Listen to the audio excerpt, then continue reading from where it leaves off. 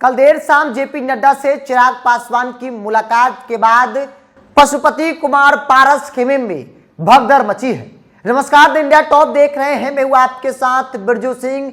NDA के अंदर चिराग पासवान और पशुपति कुमार पारस को लेकर सीट शेयरिंग का मामला फंसा हुआ था।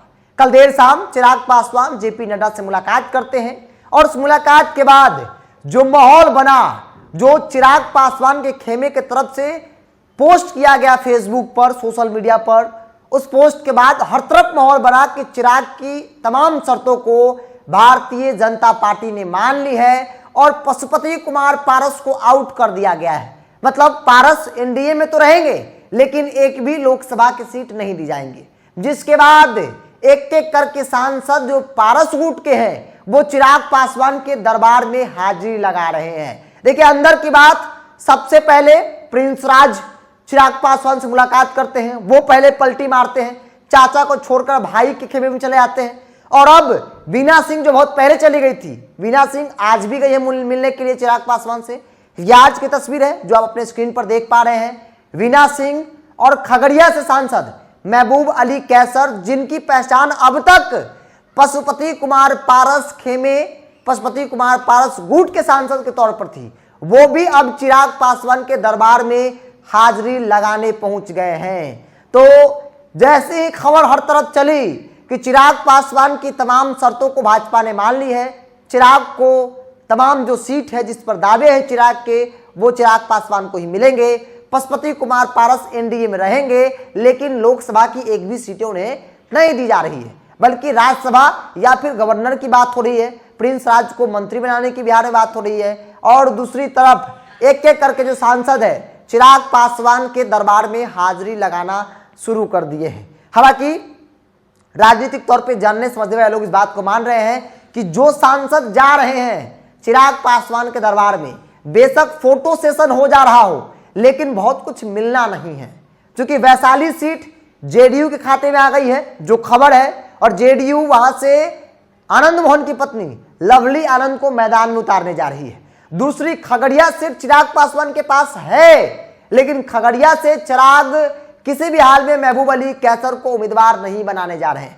इसके पीछे भी बहुत बड़ा कारण है, क्योंकि वैशाली चिराग इसलिए भी छोड़ दिए क्योंकि याद होगा आपको, जब पार्टी टूटी थी तो वैशाली सांसद वीना सिंह के दिल्ली स्थित आवास पर पूरी रूपरेखा, नीति रणनीति जो है वो तय की गई थी। और ये खुन्नस चिराग पासवान के अंदर है कि जिस व्यक्ति के घर पर पार्टी तोड़ी गई, जिस व्यक्ति के सहयोग से पार्टी तोड़ी गई, उसे हम स्वीकार नहीं करेंगे। और यही बड़ी वजह है जो चिराग पासवान किसी भी हाल में वो सीट पर खुद चुनाव लड़ना नहीं चाहते हैं, चूंकि राजपूत उम्मीदवार है नहीं, तो ऐसे में जेडीयू को वो सीट दे दिया गया। आसानी से चिराग ने उस सीट को जो है वो छोड़ दिया। वही सेम कंडीशन जो है खगड़िया सीट पर हो रही है, क्योंकि जब बुरे वक्त थे चिराग पासवान के, जब पार्टी टूटी, परिवार टूट रही थी, चिराग बैठे थे उदास, इंतजार कर रहे थे कि शायद कोई सांसद मेरे पास चला आएगा, लेकिन कोई नहीं आया। अकेले चिराग पासवान अपने गुट में बच गए थे। महबूब अली कैसर भी चले गए थे। वही महबूब अली कैसर आज टिकट के लिए चिराग पासवान के दरबार में हाजिरी लगा रहे हैं, लेकिन उन्हें टिकट नहीं मिलने जा रहा है जो खबर आ रही है। तो जो सांसद हैं जो पारस गुट में थे वो एक एक करके चिराग पासवान के दरबार में हाजिरी लगा रहे हैं। अंदर की बात, प्रिंस राज भी चिराग पासवान से कई राउंड की बातचीत कर चुके हैं और यही बड़ी वजह है जो प्रिंस राज ने सबसे पहले ट्वीट करके यह ऐलान कर दिया कि हम नरेंद्र मोदी के साथ हैं।